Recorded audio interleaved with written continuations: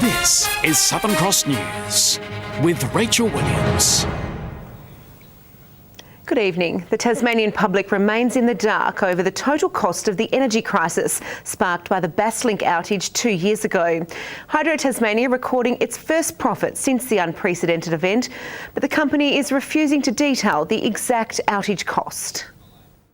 An expensive break to the undersea power cable in 2015 is only just seeing Hydro Tasmania claw back its losses, recording its first profit since the Basslink outage of $20 million, up from a $64 million loss in 2016. We received good inflows through the financial year, and that enabled us to generate slightly more at slightly better prices. But it's only a modest profit as Hydro recuperates from a year of low-value electricity contracts. The company isn't required to return a dividend until 2019 as it tries to make up for the estimated $180 million Basslink break.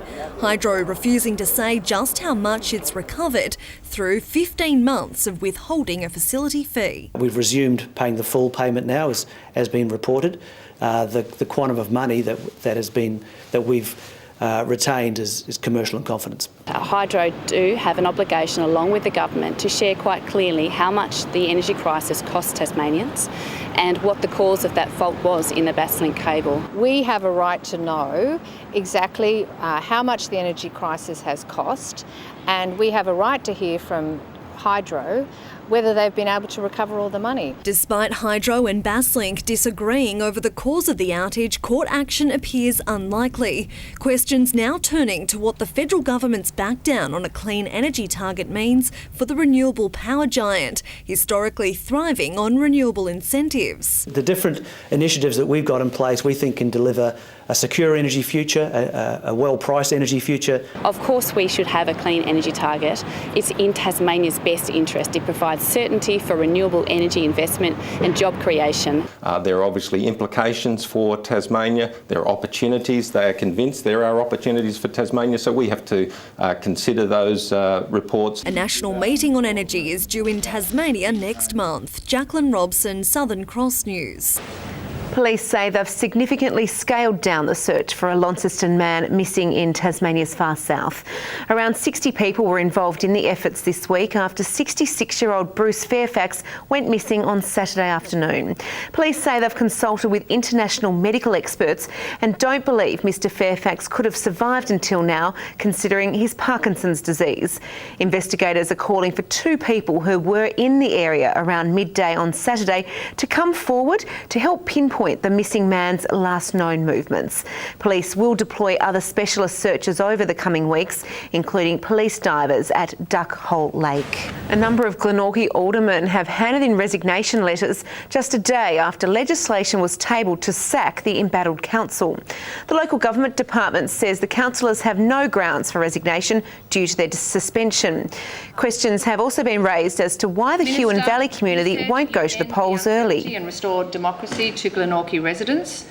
So why don't Huon residents deserve the same democracy and certainty as well? The Minister says the Huon Valley Council is currently working through recommendations made in a Board of Inquiry report. We would not be moving to an election in the Huon, and that they would remain under administration until the elections next year, because some of those directions hadn't been finished. Concerns have been raised over the costs involved with bringing the Glenorchy elections forward to January. Around 600 Tasmanian families are set to miss out on a no-interest loan scheme because of a redistribution of funding.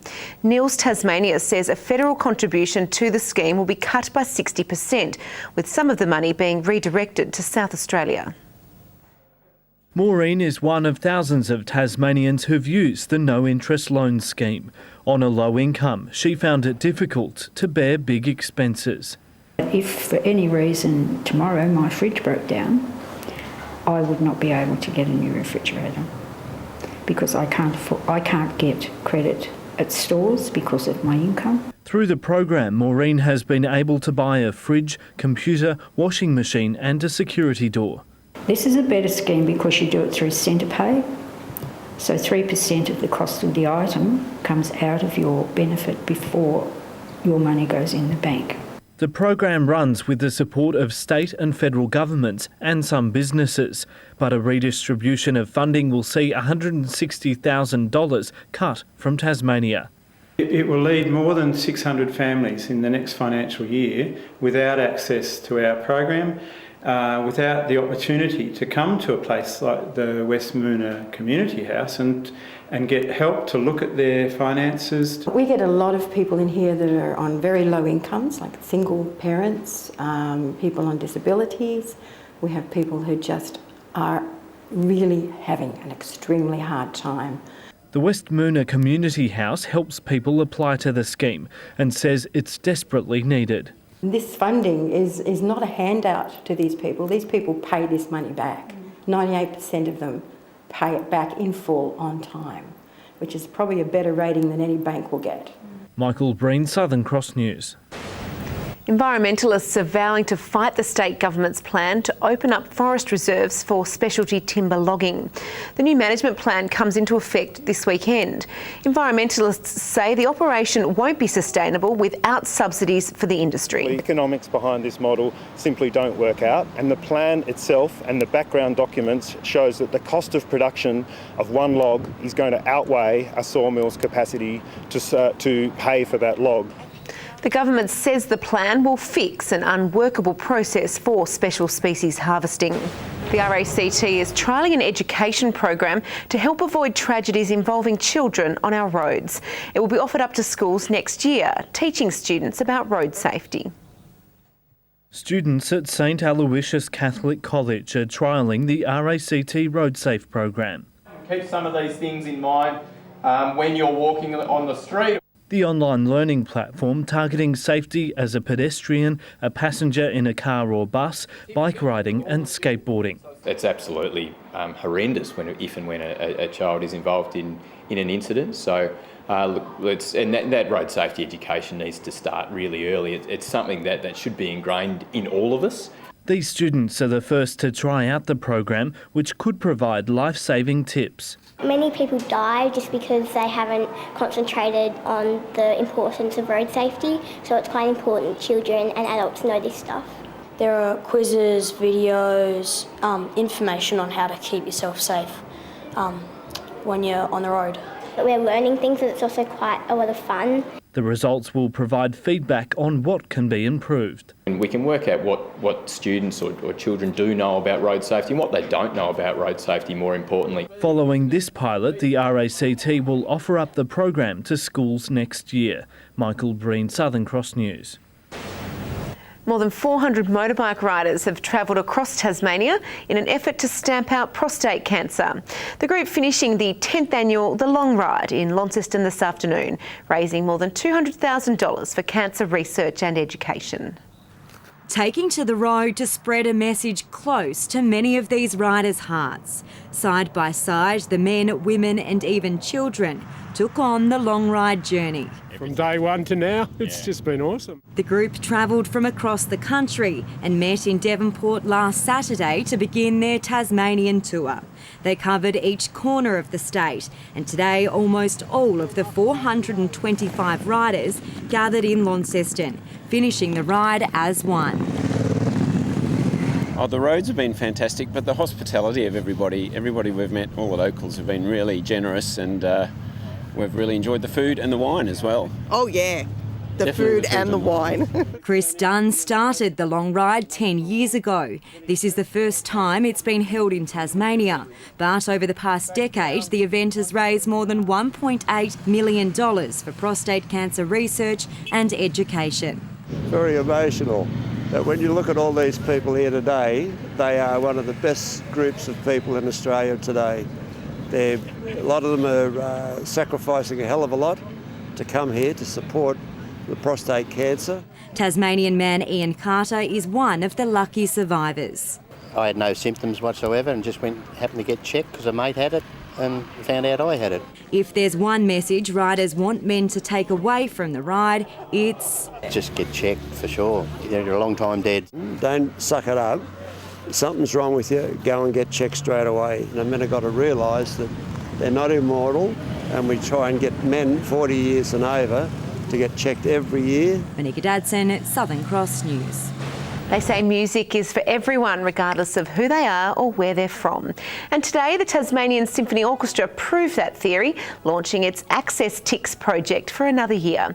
The initiative provides hundreds of disadvantaged Tasmanians with complimentary concert tickets. And if it's only just for a few, an elite at the top, then I don't think we'll survive. I think it's really important that the orchestra is heard by all Tasmanians. With the project now in its 10th year, if you think you or someone you know may be eligible for tickets, you can contact the TSO directly. A Tasmanian couple hoping to prove renovating a rundown 19th century cottage is easier than many might think has launched an online documentary. In just 2 weeks, Meet Ava has received more than 30,000 hits. Sam and Sarah Haberley have just 10 weeks to transform this 1890s cottage into a livable space. It's a challenge they hope will encourage more Tasmanians to embrace renovating over building. It's about keeping that soul of the old, but getting all those comforts of the new. So the new is very contemporary. It contrasts the old, but you've still got the beautiful story of the old cottage at the front. Using clever designs, the couple is aiming to get the most out of the 130 square metre land, providing ample living space for the family of 5. The 8 episodes of Meet Ava, named after the house itself, will show the good, the bad and the ugly. What we're doing isn't crazy expensive. It's not ostentatious. No. It is very modest. And that's the idea that everyone can actually get on board and do a similar thing. The couple can't deny there will be challenges along the way, but after 10 weeks of renovating, they hope to breathe life into the cottage. Within an old house, as you start to pull it apart, especially when it's over 100 years old, you just find a whole lot of stuff, which is typical. So a lot of the bottom plates of the timber in the walls are rotted out. Parts of the house need underpinning. There's things that aren't straight and you're having to rebuild half of it. The couple will hold an open home once renovations are finished. Rita Risk, Southern Cross News. Tasmanian families will soon have access to more state-of-the-art hospital equipment, thanks to the overwhelming support from the community. Southern Cross Austereo today handing over its Give Me 5 for Kids appeal cheque to the Launceston General Hospital. Money raised will help purchase new devices, including resuscitation and monitoring machines and BillySoft blankets for the neonatal ward. This is just so amazing because obviously this is equipment that's essential to provide really great care for our children. Nationally we've raised over $2.5 million, of which Tasmania has contributed over $600,000 to that. So Tassie bats way beyond its its measure. So the aim is just to help the communities that we are a part of. It's simple as that. Across the state, $675,000 was raised to help support sick Tasmanian children. Planning is now underway for the Give Me 5 for Kids 2018 campaign. Tasmanian bank MyState is calling for action to increase competition in the sector. The company's managing director telling an annual general meeting today more is needed to level the playing field with the big 4 banks. We know customers want new banks, they want different banks, they want more choice of banks, more choice of products and services. And the regulations, the way they work at the moment, unfairly inhibit us. They give the big banks more profit and more power. MyState reported a 10% increase in its loan book and a 3% reduction in net profit after tax to $30 million. Now look at the day's other business and finance news with thanks to Tasplan, your local super fund. The share market has fallen back after breaking through 5,900 points, closing only slightly higher amid significant falls among the big mining stocks. The ASX 200 index has risen by 5.6 points. And a short time ago, the Australian dollar was trading at 78.55 US cents and 66.56 euro cents. Well, he's established himself as one of the most devastating and popular boxers in Tasmania. And after clinching the state Cruiserweight title recently, JAYDEN Plugger Joseph is ready for his next big test in the sport. First, it was this highlight reel knockout of Nick Rundle, then an all-out war with local stalwart Johnny Stalwart. Now, you'd be hard-pressed to find anyone in the Tasmanian boxing world who isn't taking notice of Plugger Joseph. I hope people don't underestimate me, because I do come to fight. I do come to win. After securing the state cruiserweight title against Brown on the Luke City Hall last month, Joseph barely gave himself time to celebrate the win. I had a couple of days off after my last fight, but just keep going at it, doing the hard yards, make sure I'm ready for coming Saturday night. Plugger's next bout sees the hard-hitting Clarendon Vale product taking on veteran Cliff Chamberlain Jr. in the undercard of the Punches at the Park 6 at the Melbourne Park Function Centre. A win should see him edge closer to a top 20 Australian ranking. I find I've got to make a statement in this fight. I thought I didn't box the best in my last fight. It should be a good, tough couple of rounds, and I want to put the power on from second round. As for who the Cruiserweight champion is willing to go toe-to-toe with in 2018 to secure his next big goal of breaking into the top 10? Anyone in Australia, size, as long as it's in the Cruiserweight division, anyone in Australia. The first of the JLT One Day Cup finals at Launceston Arena got underway this afternoon, with South Australia taking on Victoria.